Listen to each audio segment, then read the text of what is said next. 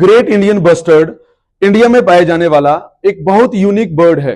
In fact this bird is one of the heaviest flying bird in the world. खास करके ये India के जो वेस्टर्न साइड है, फॉर एग्जांपल राजस्थान स्टेट है, देन गुजरात है, महाराष्ट्र है, कर्नाटक है और इसके अलावा आंध्र प्रदेश, यहां पे भी पाया जाता है। लेकिन राजस्थान का जो डेजर्ट एरिया है, जो थार रीजन है, वहां पे मेनली ये बर्ड पाया जाता है। और ये ग्रेट इंडियन बस्टर्ड GIB ये राजस्थान का स्टेट बर्ड भी है। इसकी 1 मीटर तक हाइट हो सकती है, 18 to 20 किलोग्राम इसका वजन हो सकता है। और सबसे खास बात ये कि ये बर्ड एक कीस्टोन स्पीशीज है ग्रासलैंड इकोसिस्टम का, जिसे हम फ्लैगशिप ग्रासलैंड स्पीशीज भी कहते हैं। तो कीस्टोन स्पीशीज क्या होते हैं? किसी भी इकोसिस्टम में कोई ऐसा स्पीशीज, कोई ऐसा जीव जो जिसका इंपैक्ट बहुत ज्यादा रहे, जिसका रोल बहुत ज्यादा रहे, अगर उस स्पीशीज को हम उस इकोसिस्टम से हटा दें तो ओवरऑल पूरा इकोसिस्टम कोलैप्स हो सकता है।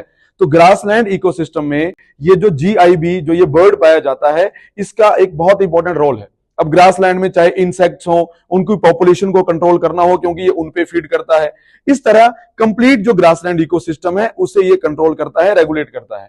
तो अगर ये उस इकोसिस्टम में खत्म हो जाए तो ओवरऑल जो ग्रासलैंड इकोसिस्टम है वो कोलैप्स कर सकता है।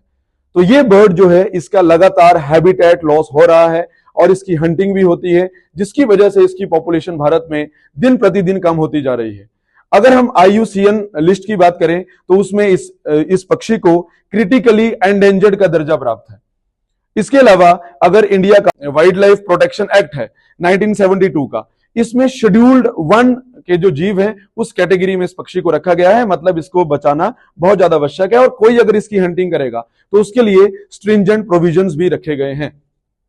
तो सबसे ज्यादा खतरा इसको हैबिटेट लॉस से है, खास करके डेवलपमेंट के कारण जो माइनिंग हो रही है या इसके अलावा विंड टर्बाइंस लग रही हैं, और सबसे ज्यादा खतरा जो पावर लाइंस हैं। तो पावर लाइंस के कारण, टकराने के कारण, इस तरह इलेक्ट्रिसिटी शॉक के कारण जो है हर साल बहुत सारे जो GIB बर्ड्स हैं उनकी डेथ होती है।